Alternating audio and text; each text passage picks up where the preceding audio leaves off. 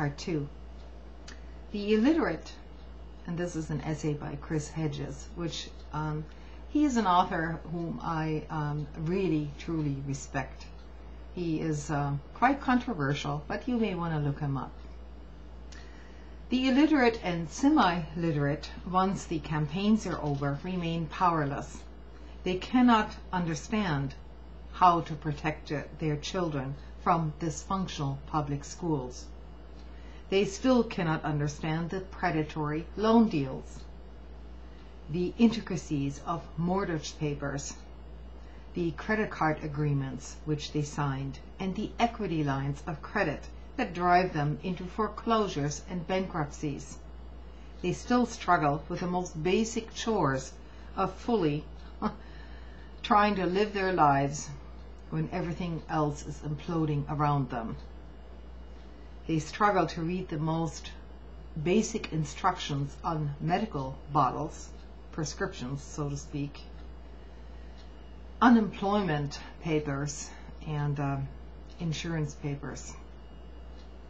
They watch helplessly and without comprehension as hundreds of thousands of jobs are shed and outsourced. Images and slogans are all they understand. Many eat at fast food restaurants, not only because it is cheap, but because they can order from pictures rather than menus. And those who serve them, also somewhat semi-literate, punch in orders on cash registers whose keys are marked with symbols and pictures just the same.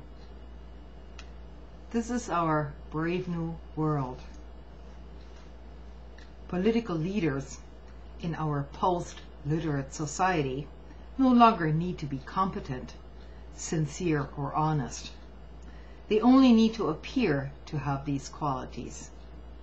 Most of all, they need a story and a narrative.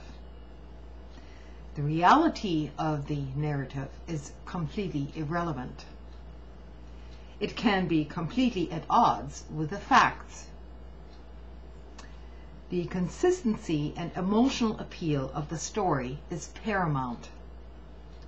The most essential skill in political theater and the consumer culture is artifice. Those who are best at artifice succeed. Those who have not mastered this art of artifice fail. In an age of images and entertainment, in an age of instant emotional gratification, we do not seek or want honesty. We ask to be indulged and entertained by cliches, stereotypes, and mythic narratives that tell us that we can be whomever we want to be, that we live in the greatest country on earth, that we are endowed with superior moral and physical qualities, and that our glorious future is preordained, either because of our attributes as Americans or because we are blessed by God, or both. The ability to magnify these simple and childish lies, to repeat them and have surrogates repeat them in endless loops and news cycles, gives these lies an aura of an uncontested truth.